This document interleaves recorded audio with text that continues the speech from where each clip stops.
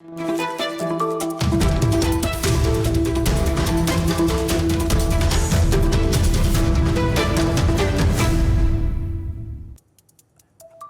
and welcome to The Agenda. I'm Stephen Cole, and this week we're raising a glass or two as we take a look at the latest trends in the multi-billion-dollar drinks industry. We'll consider the cost of the coronavirus pandemic and how it's changed our drinking habits. The spirit of the future, we'll be finding out why business is booming for the distillers of gin.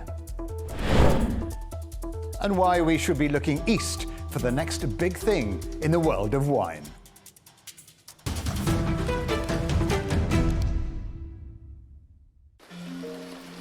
In 2017, the global alcoholic drinks industry was valued at $1,439 billion. Since then, it's grown by around 2% a year, but like many other industries, has suffered from pandemic downturn as bars and restaurants have had to be shuttered. We are drinking more at home, but not the same amount as consumed on nights out, and that's why sales are expected to fall by around 12% this year. And as where we've been drinking has changed, so too is what we've been drinking during lockdown. According to a survey by UK supermarket Waitrose, sale of liqueurs have risen 78% this year, tequila by almost 50%, and cocktail ingredients by 48%. And industry insiders have also pointed to a new at-home indulgence, recognizing that while we've been trapped at home, we've tended to splash out on higher quality and more expensive brands. And that's continuing a trend we've seen for some years now, where consumers in the larger markets like Europe and the US have been buying less, but more expensive drinks, be it craft beers, small batch spirits, or higher quality wines. The big growth areas for all kinds of alcohol are coming largely from new markets, where sales of beer in countries like Germany, the UK, even China are falling by around 1% a year. In countries like Vietnam, India, and Thailand, sales have risen by around 8%. But perhaps the biggest issue the industry faces is growing concern about the effects of drinking alcohol among younger people. The younger generation is a key demographic for the global drinks industry, and the numbers of 16 to 24-year-olds who don't drink in the UK alone has risen from 18 to 29% in just 10 years.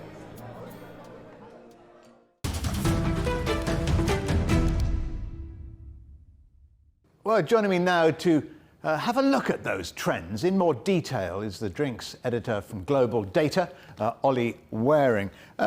Olly, just basically sum up the impact that COVID-19 has had across the drinks industry.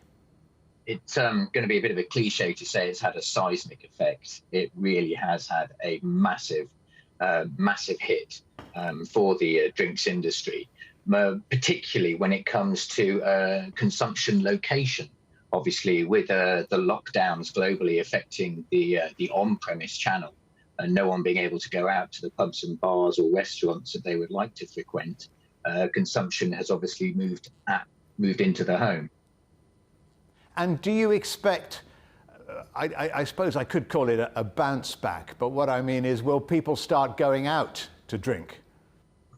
They will, but not at the speed that the industry would prefer, I fear. There's going to be a lot of tentative feelings amongst consumers who will be understandably uncomfortable about venturing out of the home under the circumstances of, a second, third, fourth wave of COVID.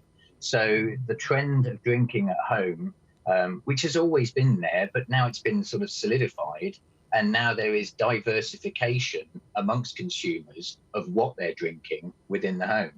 You talk about diversification of drinking. Tell us more about that. It's less diversification amongst what brands or what categories consumers are drinking.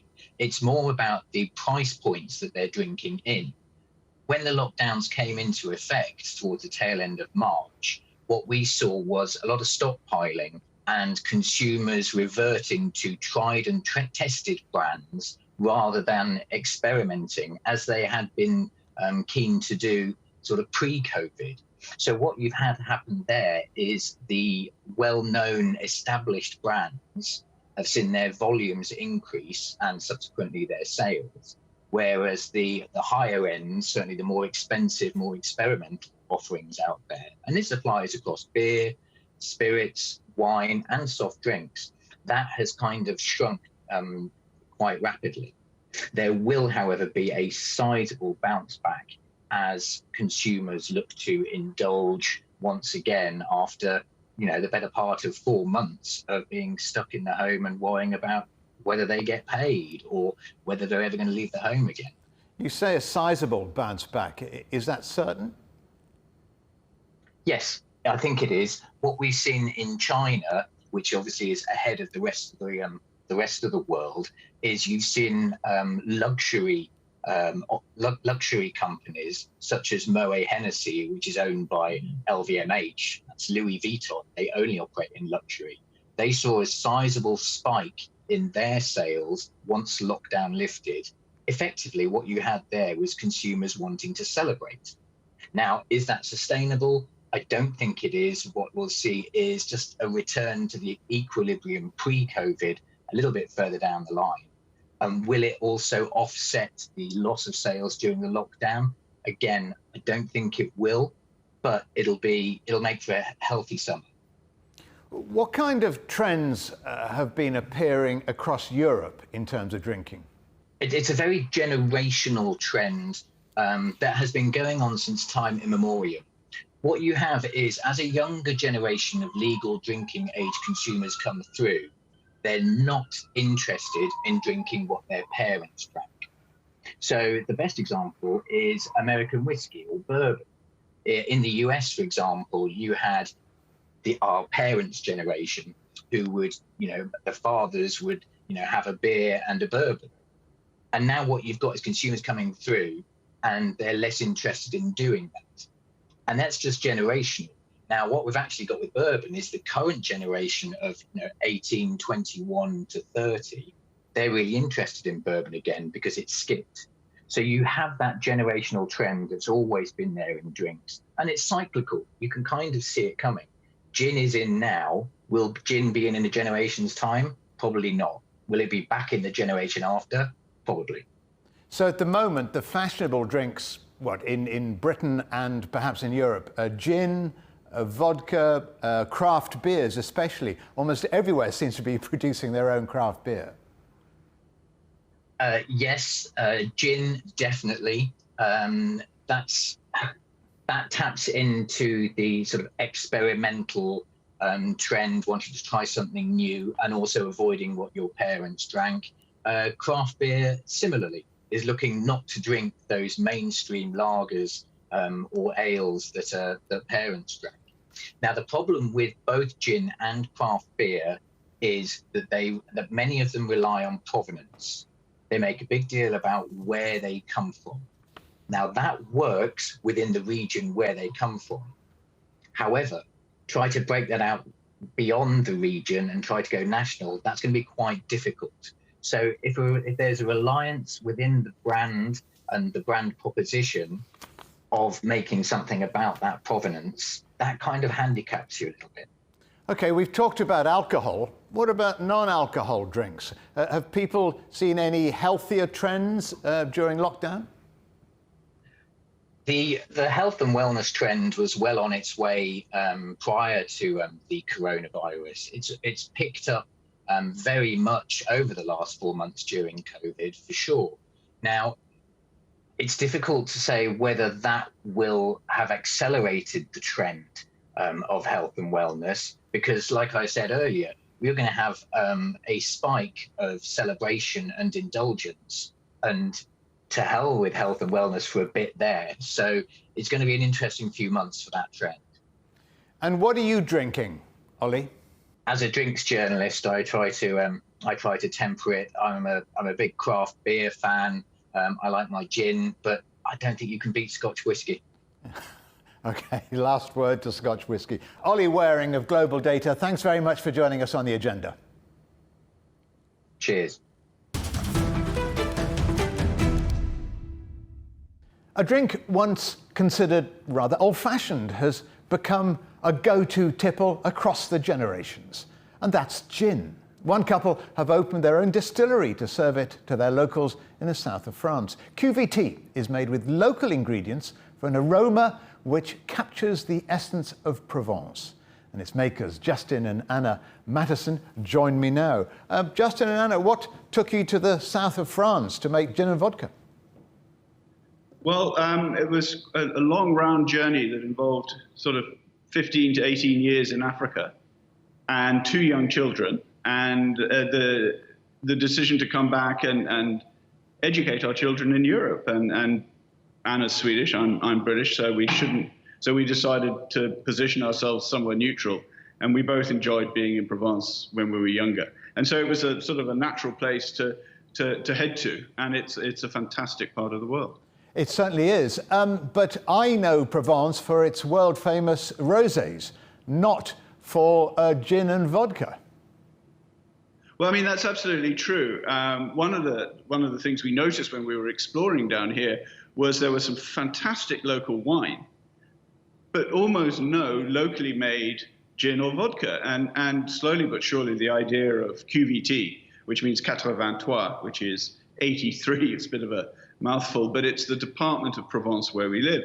So we saw that there were no locally made gins or vodkas, and that's where the idea of QVT came from.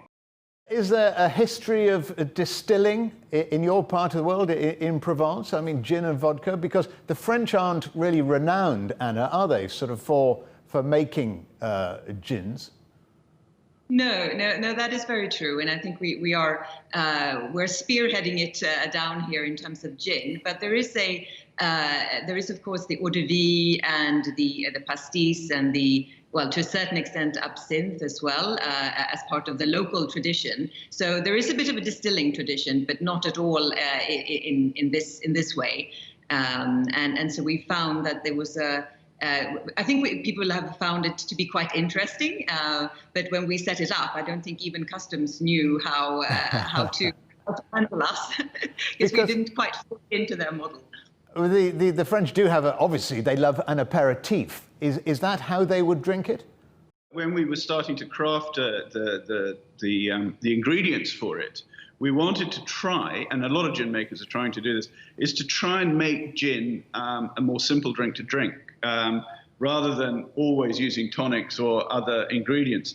And we like to think that we've got part of the way there. Certainly, some of our French friends down here have tried it just over ice and really enjoyed it, which is a hugely satisfying result for us. And are you aiming at a local market or eventually aiming at a bigger, broader market? Both. We certainly want to make sure that we can spread it locally, and we want to have our local roots, and we try to source all our ingredients locally, and we want to make sure that it is properly Provençal. But we are also hoping that people across the globe, in particular people who have enjoyed Provence, that when they can't come here, we could send a little bit of Provence into their glasses wherever they are. We are already partly in the UK, partly in Sweden due to our roots, but we are hoping to expand further. What are the economics of setting up a distillery? I mean, I can see a magnificent still behind you. But do you get your money back? Well, that is a great question. I'm not really ready to answer that yet. We set up the distillery because we wanted to embed ourselves in the community, and rather than just come and live here and do consultancies. Whether we get the investment back will depend on how successful we can be. But it wasn't really set up to have a fast return. It was set up to create something, hopefully with some longevity down here. When you consider the Scottish distilleries, they're part of the landscape. And I hope that QVT in time will become part of the landscape in Provence where we are. As for getting our money back, well, time will tell, I have a feeling. You've made it in Provence. How is Provence reflected in the ingredients? Almost all of our ingredients come from Provence or France, to be honest. But as you mentioned earlier on, France is famous for its, Provence is famous for its rosé and also for its lavender. And we have both of those in our ingredients, in the botanicals. Along with, we use some of the local thyme and the local rosemary as well. And so these herbs definitely shine through, we hope. We also source our lemons from down on the coast. So we're trying to bring as much of Provence that it's well known for into the bottle as well. So there's a sort of, we hope, an authenticity to what we've distilled. It's a hugely engaging, interesting occupation. And maybe we can add, too, that we do use a bit of alcohol that is extracted from the rosé winemaking process into it in order to open up the flavor. So there is also the rosé link, even if you don't see it in the color, it is there in as part of the ingredients. It sounds to me like the perfect mixture, but then again, you're both a very well-traveled couple or family. Did that help in arriving at the final blend in terms of the wines and the spirits, the drinks you've tasted around the world? Yes, it does. I think if you've been lucky enough, like we have, to travel a fair amount, it's certainly much easier to incorporate some of the experiences that you've had. I mean, we're very used to drinking gin and tonic in the bush in Africa, the old malarial treatment, which is more of a myth than a fact, perhaps. But yes, I think certainly the travel has allowed us to be bolder, perhaps, in the way we approach these. We approach the distilling, and certainly much more open to influences as well. You know, local people here have said, "Oh, you should use this or that," and that's also been part of the journey to create the taste of the gin. Sadly, we're living in the time of the pandemic and the virus. Has that impacted on your plans at all? It did, certainly, for this year. QVT was planning to launch, especially down here on the coast, for 2020, for this year, and that period of lockdown has seriously curtailed what we can do. But to be fair to the French businesses and the non-French businesses located down here, they've been incredibly generous and very keen to get back to work, to get their seasons going. And so, although it hasn't been, it slowed us down, it's also meant that we focused on our online business more and more. So in a funny sort of way, you know, people have reached out to us saying, "We've heard of QVT in Provence, can you send us? Because we can't go to you, can you send some to us?" So our online business has certainly grown as well, which maybe is a bonus. Justin and Anna, many thanks for joining us on the agenda. Thank you so much. Many thanks, Stephen, for having us on. Still to come here on the agenda.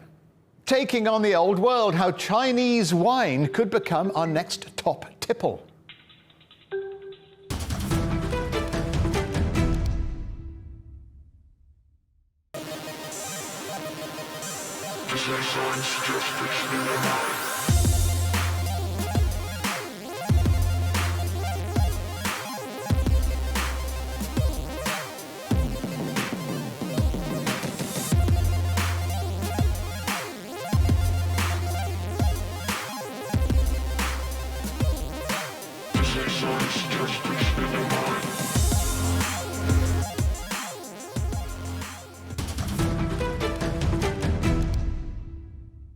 The world of wine has long been divided into the old world, France, Italy, Spain, and the new world, the likes of Australia, New Zealand, the United States and Chile. But it looks as though another country will soon be added to that list, China.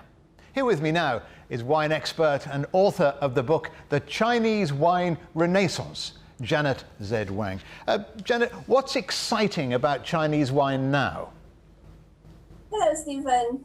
Hi, so Chinese wines, I would like to suggest, is a new old world wine region, in the sense that it's new because it's just coming onto the radar of consumers. But it's also old because China has had a very ancient history of making wine from grapes for thousands of years. So China is really having a renaissance of this new love for grape-based wines.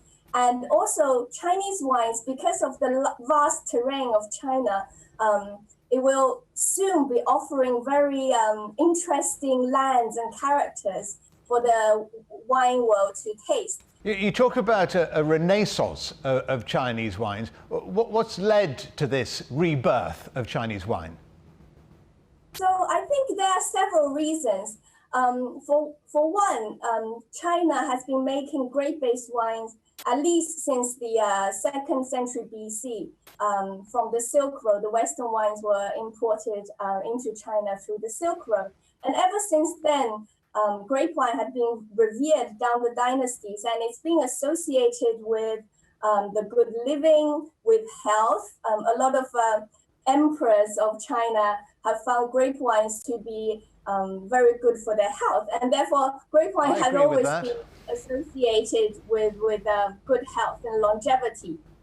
And recent years, because of this increasing global dynamics in the international wine scene, we're seeing a lot of winemakers, international winemakers, pushing the frontier of viticulture in China, as well as wine experts from China exchanging knowledge and experiences with Western winemakers.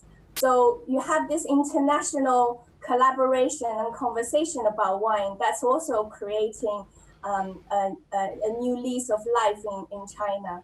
Given that China is one of the largest wine producers, how is it that we know so little, in Europe anyway, about Chinese wine? Is that down purely to a lack of marketing?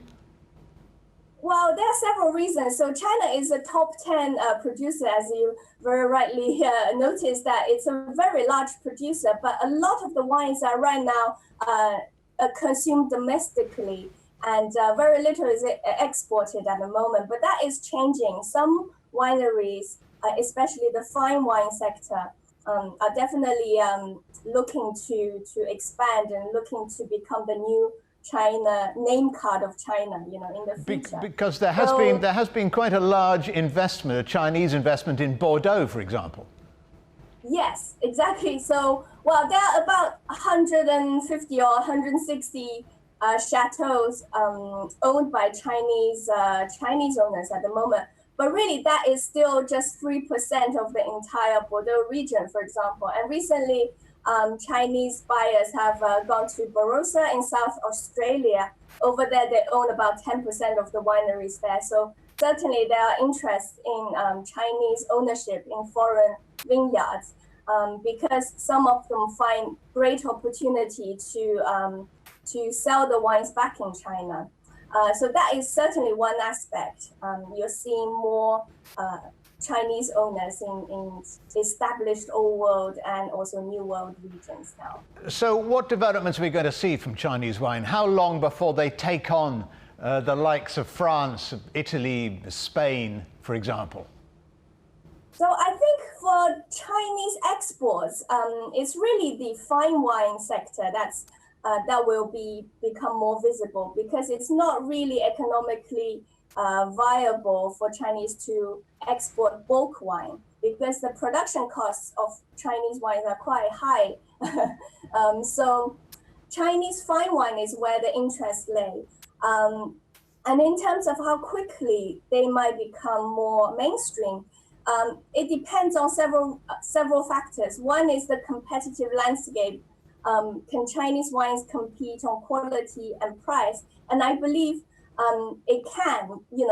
Already now you are seeing some very good value Chinese fine wines available in the UK, and that's only going to increase in the next decade. Traditionally, we tend to think maybe a new world region takes 100 years to become established, but I think with China it's going to be a lot quicker for several reasons. One is because the speed, at which China tend to do things. There are lots of very tenacious, hardworking people wanting to make things happen. Yeah. And secondly, consumers and wine critics are now also much more open-minded about new regions. They want to discover new regions. Whereas maybe a generation ago, people tend to think they must like the old world. People tend to feel that the old world makes serious wines, whereas the new world doesn't really make serious wines. But that has certainly changed with the rise of Australia, South Africa, for example. So China coming of age, I think will take less time also because of the international marketplace has changed. Janet, lastly, are there any particular Chinese wines that would suit what you would see as gaps in the British or European markets? Okay, this is a very interesting question, and certainly I hope that Chinese wines will offer something different to the international repertoire. So several wine grapes that's becoming popular in China could become niche varieties, for example, such as Longyan. I have a bottle here, Longyan, which is a white wine made from a grape grown in China for 800 years. Although it's a European variety, but it's almost only found in China now and has been in China for hundreds of years.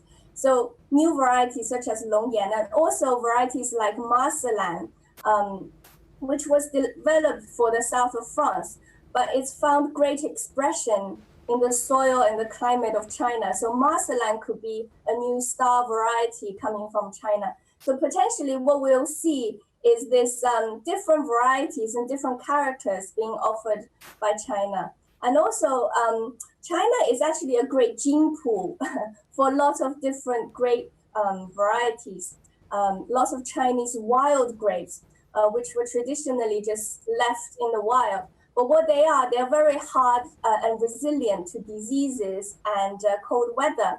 So a lot of breeding programs have been going on, crossbreeding Chinese hardy varieties with European grape varieties, which offer fantastic aromatics. So by combining the desirable features of both, we could potentially see some new varieties coming online in the future from China as well. So they could become this niche sector for the wine market. I can't wait to open a bottle. Janet Wang, many thanks for joining us on The Agenda.